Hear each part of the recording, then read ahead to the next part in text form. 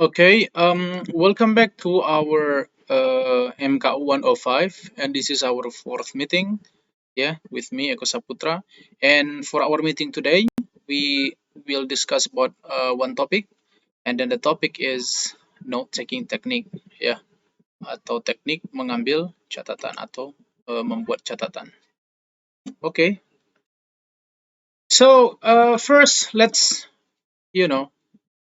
take a look at this question. What is note taking? Apa sih note taking atau melakukan pencatatan ini?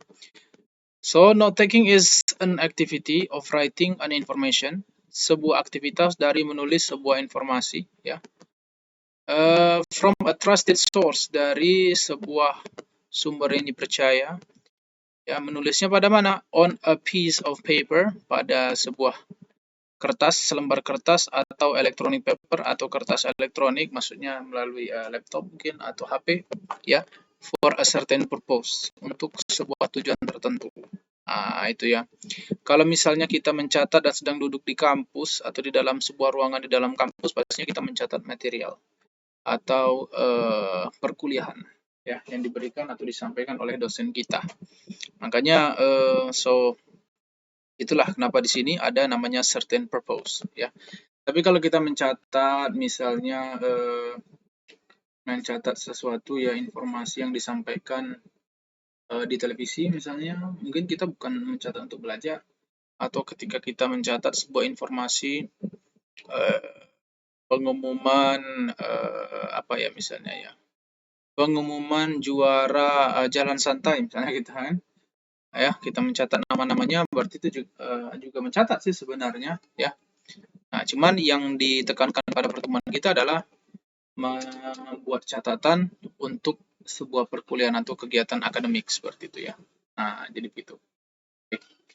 Lalu ada beberapa tipe, ya, ketika kita melakukan catatan itu sebenarnya ada 5 types atau 5 types of taking atau of doing note taking. Ya, jadi teknik pencatatan itu ada 5.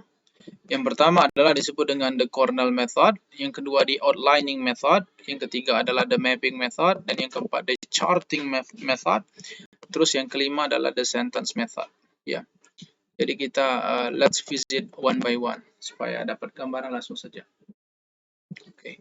Jadi sebenarnya link tentang apa namanya materi kita pada hari ini. Jadi mungkin perlu juga untuk ditunjukkan kepada adik-adik mahasiswa sekalian, ya, bahwa ya, saya mengambil materinya dari ini, dari utc.edu, ya, utc.edu.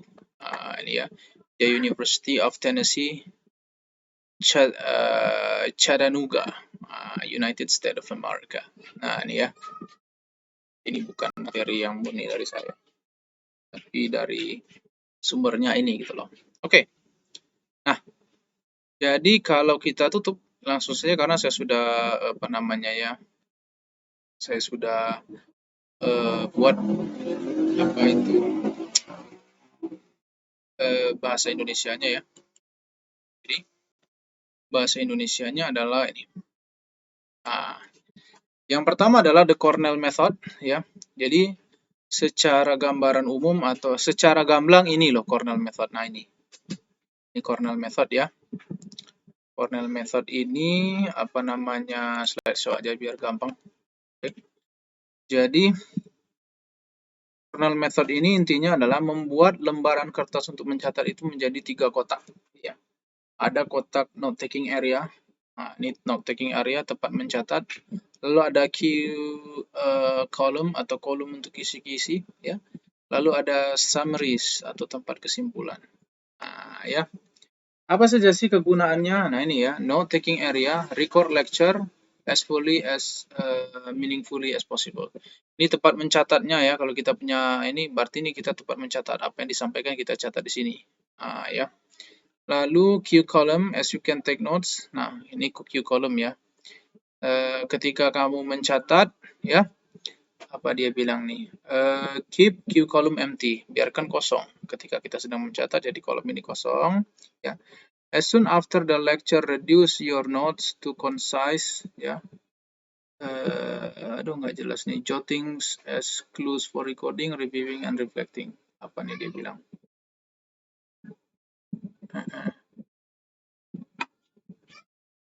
Ya, as soon after the lecture, ya. Setelah selesai, ya, setelah selesai nih pencatatan ini, setelah selesai kuliahnya sudah dicatat, reduce your notes to concise jottings as a clues reciting. Jadi dibuat apa namanya ya,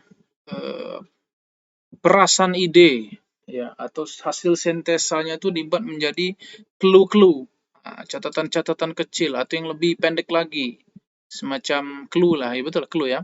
Lalu clue tersebut ditaruh di sini karena clue dan clue hampir sama lah ya. Taruh di sini ya. Misalnya tentang di sini ada catatan tentang proses of photosynthesis. Di sini tulis fotosintesis. Kira-kira begitu ya. Atau misalnya kalau mata kuliah pengajaran misalnya ya, online learning is an activity where the teacher and the students do not need to meet apa namanya directly. Catat di sini online learning gitu kira-kira ya kisi-kisinya itu. Jadi taruh di sini. Kalau kesimpulan apa nih? Sum up each page of your notes in a sentence or two. Jadi setiap pencatatan ini ya ketika kita selesai dan juga ketika sudah diisi kolom kisi-kisi ini, maka catatlah 1 atau 2 kalimat saja sebagai simpulan dari apa yang kita catat ini ya. Nah, for this type of apa namanya note taking ya, itu ada advantages, ada kelebihan. Yang pertama adalah itu menghasilkan catatan yang terorganisir. Karena kita mencatat terus ya dari awal sampai akhir, maka dia akan terorganisir dengan baik dan sistematis ketika kita akan merekam dan mengingat pencatatan. Kenapa? Karena kita mencatat dari awal sampai akhir ya, karena dia berurutan, terus kita buat kisi-kisinya di sini berdasarkan urutan ini, maka dia akan sistematis jadinya. Kira-kira begitu ya. Sip. Lalu menghemat waktu dan tenaga ya. Kenapa menghemat waktu dan tenaga? Karena tidak perlu memperbaiki karena tidak akan salah gitu loh. Di sini bebas mencatat, di sini tinggal buat kisi-kisinya ya. Selagi kita bisa mendengarkan dengan baik, ya bisa memahami dengan baik, maka kita akan bisa membuat catatan dengan baik dan membuat kisi-kisi dengan baik beserta kesimpulan. Ya. Lalu ini tadi yang dibilang, ya karena melakukan hal yang benar sejak pertama kali. Maksudnya ya jarang orang salah kalau menggunakan metode ini, catatan dengan metode ini. Kekurangan boleh dibilang tidak ada kekurangan untuk metode ini ya. Nah, mungkin capek itulah kekurangannya. Ya, namanya mencatat. Oke, good. Next one. The outlining method, metode membuat outlining kerangka, ya. Jadi secara garis besar seperti inilah. Nah, buat kerangka itu secara garis besar seperti ini, ya. Ini tradisional format tradisional. Misalnya judul dari sebuah kuliah atau perkuliahan yang disampaikan oleh dosen kita adalah Body Language and Oral Presentation. Terus dia berbicara tentang body language. Lalu ada apa itu body language? Di situ disampaikan convey your state of mind. Lalu ada bagian-bagian dari body language ini, yaitu ada dia berbicara tentang movement, facial expression, gestures, and postures, dan setiap ini berbicara juga lagi. Maka dibuat seperti ini. Makanya ada bagan atau kerangka. Sebuah kerangka ini terdiri bagan, anak poin-poin lagi. Terus besar, jadi angka, jadi kecil, huruf kecil dalam kurung, terus kayak gitu. Ya. Nah, ini saya yakin ini seringlah kita gunakan walaupun kita tidak tahu namanya. Ini namanya di outlining method. Keunggulan. 1. Menghasilkan catatan yang tersusun dengan rapi jika dibuat dengan benar. Jika berhasil membuat dengan benar, ini bisa tersusun dengan rapi. Seperti itu kan, karena ada kepala, ada di bawahnya lagi, ada penjelasan. Itu ada poin-poinnya.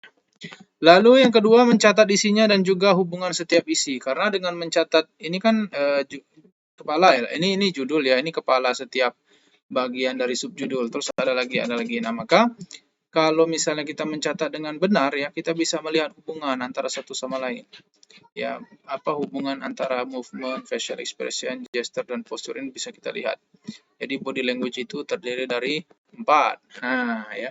Ada movement, ada facial expression, gestures, dan posture. Di movement ini ada ini. Ya, seperti itu kira-kira. Jadi bisa melihat hubungannya bahwa untuk body language itu ada banyak hal seperti itu ya. Gerak, ekspresi wajah, gestur tubuh, dan postur. Ya. Lalu apalagi nih? Yang ketiga adalah mengurangi pengubahan, dan jika ingin mereview tinggal menjadikan setiap heading ke bentuk pertanyaan. Nah, jadi ini mengurangi ya, pengubahan jarang kita ngubah-ubah. Dan kalau kita pengen mereview atau if you want to revisit catatan kita, tinggal kita ubah saja. Review itu mengingat kembali, artinya tinggal kita ubah saja ya heading itu ke bentuk pertanyaan.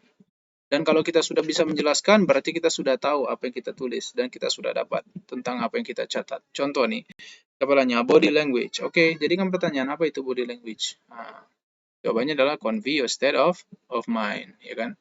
Yang kedua misalnya movement. Apa itu movement? Dikasih tahu nih, ya, movement adalah referential movement. Jadi diubah jadi pertanyaan-pertanyaan, dan jika kita sudah bisa menjelaskan ini berarti kita sudah tahu, sudah dapat ilmunya, ya. Oke. Baik. Nah, maka dengan menggunakan teknik ini kita bisa sembari mengingat kembali materi apa yang sudah kita catat. Baik, tapi sebelum itu saya ingin kembali ke sini ya. Bagaimana sih cara mengingat kalau catatan dibuat seperti ini untuk metode pertama? Nah, jadi dibilang di website tadi, jadi ini dilipat ya, dilipat 2 hingga tertutup, yang terlihat bagian kisi-kisinya saja. Karena kisi-kisi ini adalah bentuk perasan atau ekstrak dari catatan ini. Misalnya di sini ada catatan fotosintesis, tutup kan yang tadi kan, kita tinggal cek, kita tutup, lalu ada tulisan fotosintesis, terus coba jelaskan apa itu fotosintesis. Kalau kita sudah menjelaskan, lalu kita cek lagi dan jawaban kita benar, berarti kita sudah mendapatkan apa yang kita catat. The knowledge is already with us. Nah, itu ya, singkat. Baik, lalu kita lanjutkan lagi ya, untuk disadvantages. Nah, ternyata metode ini punya kekurangan. Yang pertama adalah dia memerlukan konsentrasi penuh dalam mencatat agar akurat. Ya. Karena kalau salah nanti, bentar, ini masih di bagian movement atau sudah masuk ke bagian baru, smile ini movement atau, bisa lupa ya. Jadi perlu konsentrasi penuh. Yang kedua, pola catatan monoton dan sulit jika ceramah yang didengar terlalu cepat. Bentuknya kayak gini aja ya. Karena mungkin ada ceramah itu mungkin dia nggak bisa dibagi seperti ini. Mungkin bentuknya lebih kayak sirkular, berputar misalnya kan. Bukan poin-poin seperti ini. Atau bisa jadi lebih kompleks seperti ini. Ya. Sehingga kalau ini terlatih monoton akhirnya. Terus kalau yang berbicara terlalu cepat dan kita hilang atau kehilangan konsentrasi ketika perkuliahan itu disampaikan atau ceramah itu disampaikan, maka kita tidak rusak catatan kita ya, tidak sesuai dengan urutannya. Lalu yang ketiga adalah tidak untuk mata kuliah matematika dan fisika. Ini nggak bisa dengan pola catatan ini menulis matematika dan fisika yang mungkin banyak rumus ya, lalu banyak formula-formula lah intinya. Jadi therefore we cannot use this. Nah, sekarang kita move on to number 3 ya, the mapping method. Jadi ini adalah metode pencatatan dengan menggunakan mapping atau mapping. Kata itu apa? Sering orang bilang begini, mapping method gitu ya. Dengan memetakan. Nah, gampangnya seperti ini, apa judulnya atau topik intinya, mind map application ya. Lalu subjudulnya apa saja? Management, thinking, document, information, evaluating, planning. Subjudul dari subjudul apa saja? Di bagian thinking ada strategi, visualizing, apalagi nih, creative, learning note, kayak gitulah kira-kira ya. Terus dari note dibuat lagi. Nah, ini mind mapping. Ya. Apa kelebihan dari mind mapping ini? Bisa juga dibilang mind mapping terkadang, tapi ini disebut mapping saja. Yang pertama, kita bisa menggambarkan alur sebuah penjelasan. Dengan membuat ini kita bisa menjelaskan alurnya seperti apa. Nah, kita tahu bahwa di communication itu ada tempat dan apa yang dikomunikasikan, lalu di situ ada persiapan, menulis dan menyampaikan. Nah, ya, terus kira-kira. Ya, bahkan kalau di ini termasuk salah satu metode yang dipakai oleh para investigator untuk memecahkan sebuah masalah kriminal. Nah, dibuat mind mappingnya untuk melihat pola, kan, ya kan, kemana arahnya. Penjahat ini kemana, misalnya kan arahnya kan. Mungkin dia mencuri, terus terlihat tempat-tempatnya itu polanya adalah di tempat-tempat yang sepi atau tempat-tempat yang ramai. Lalu ada jam-jam pencuriannya. Jadi dengan begitu bisa mengetahui langkah selanjutnya karena dia berpola. Itu. Yang kedua adalah tidak memerlukan pikiran yang mendalam, jadi tidak perlu berpikir mendalam, karena bisa dilihat sendiri hubungan akibat, sebab akibat atau hubungan satu sama lain itu terlihat karena dia digambarkan seperti ini ya. Berbeda dengan metode selanjutnya yang sebelumnya. Yang ketiga, mudah diedit dengan warna, angka, dan tanda ya, kayak gini lah kira-kira ya. Misalnya mau tanda kasih satu, jadi tidak akan mempengaruhi yang lain karena dia bebas posisinya. Kasih warna, kasih angka, nggak apa-apa.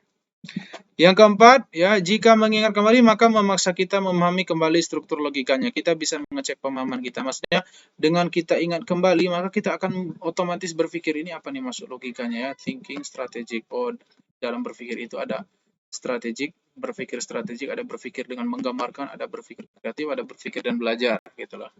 Atau dokumen itu apa aja? Summary, books, proposal, presentation, reports, and templates. Kira-kira seperti itu. Jadi dengan melihat ini maka kita akan otomatis nggak sekalian mengasah pemahaman kita.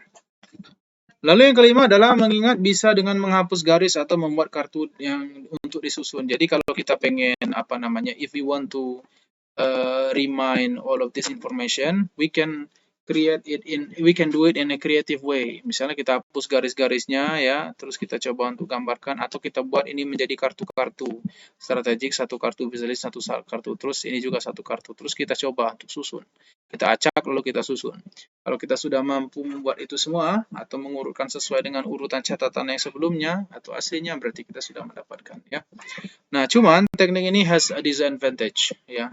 Apa itu disadvantage-nya? Tidak bisa mencatat ide-ide utama atau fakta-fakta karena dia cuman poin-poin besarnya saja gitu loh. Oke.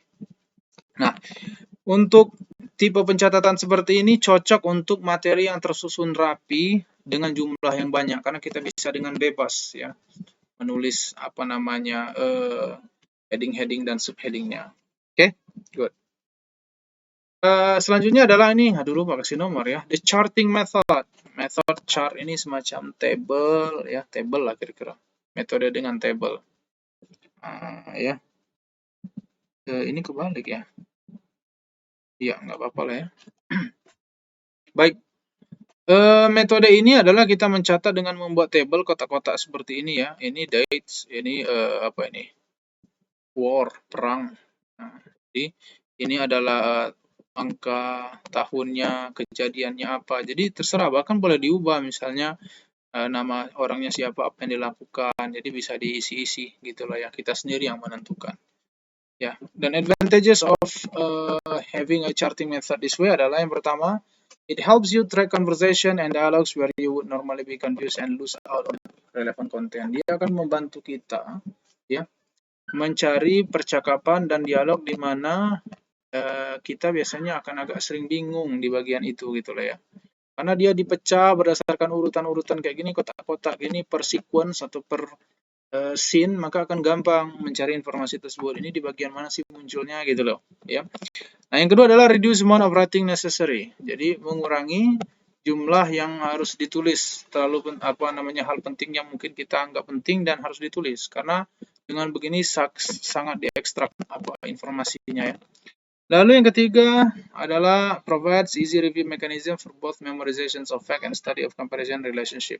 Gampang bagi kita untuk mengulang kembali, melakukan mekanisme pengulangan kembali atau menghafal kembali, mengingat kembali materi ini karena dia sudah dibagi berdasarkan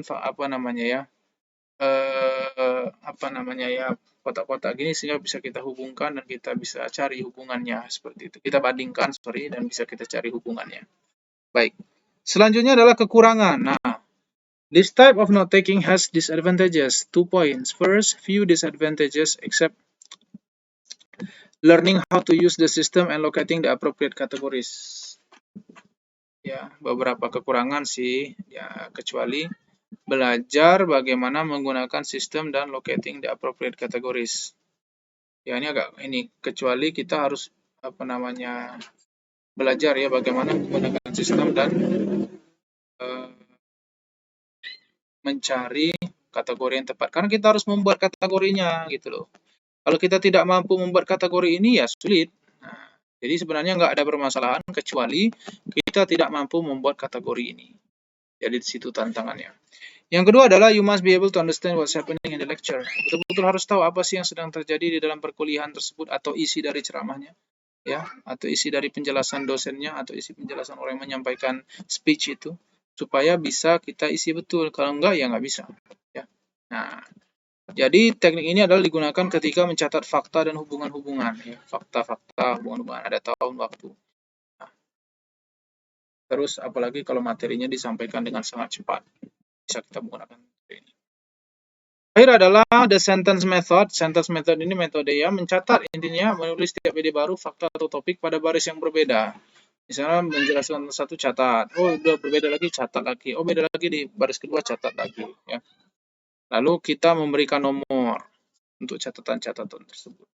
Kira-kira seperti itu ya. Jadi ada 5 sentence. 5 metode.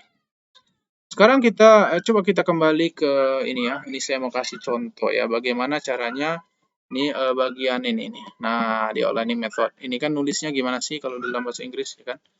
Baik, kita coba ya. Baik, I'll change it first ya. Ini harusnya pen, sorry. Oh, oke, laser pens, right? Klik sekali lagi, sip.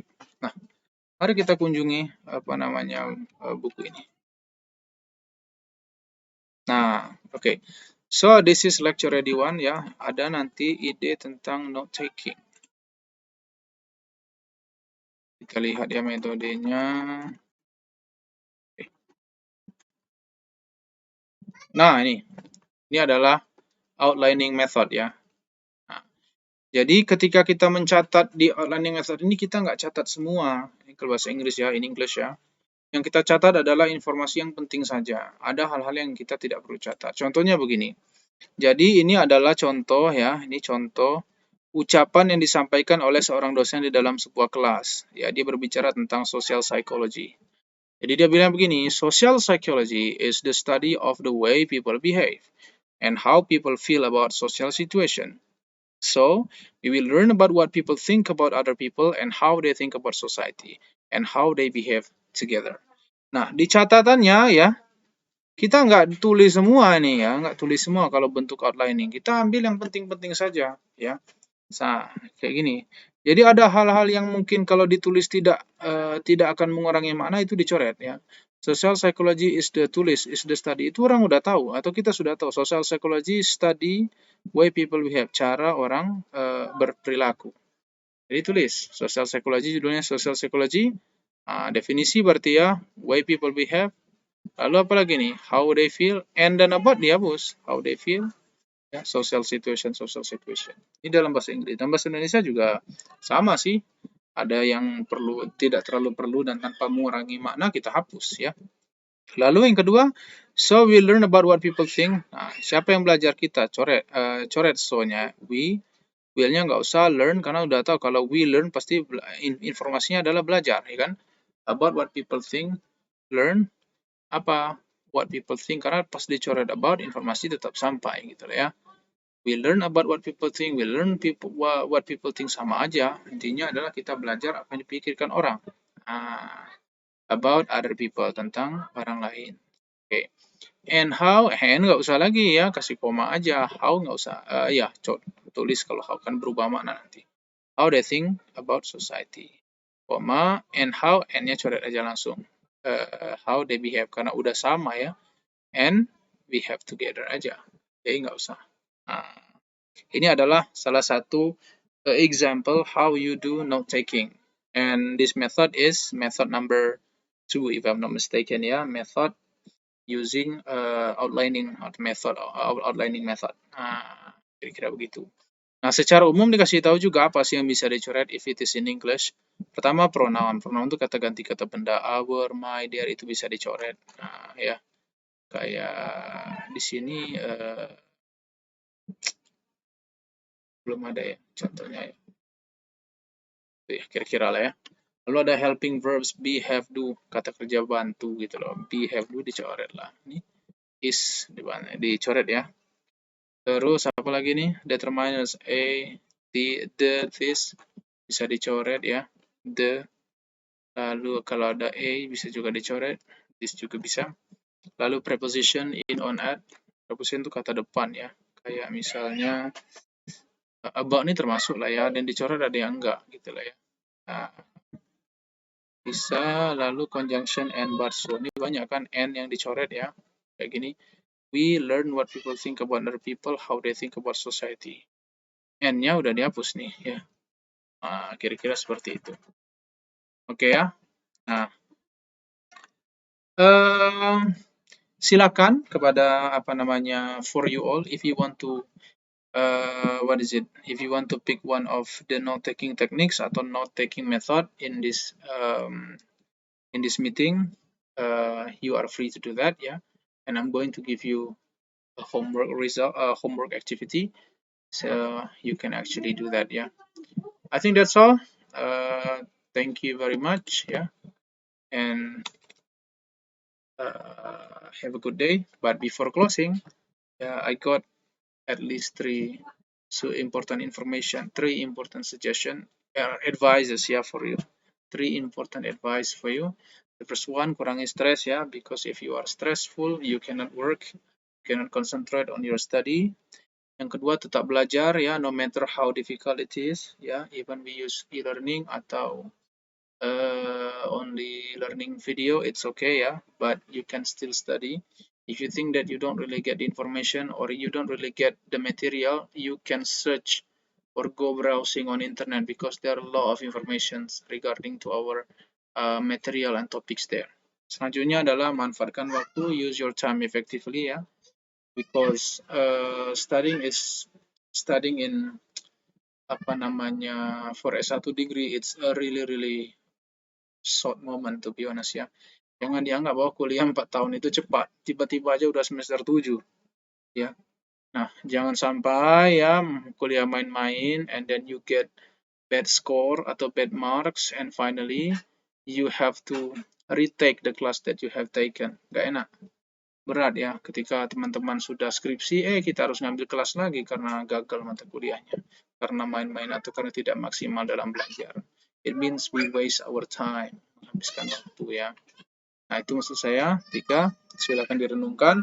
I hope this learning video can bring you advantages, yeah, and you can use the technique in the future. Thank you very much and have a good day. Bye bye.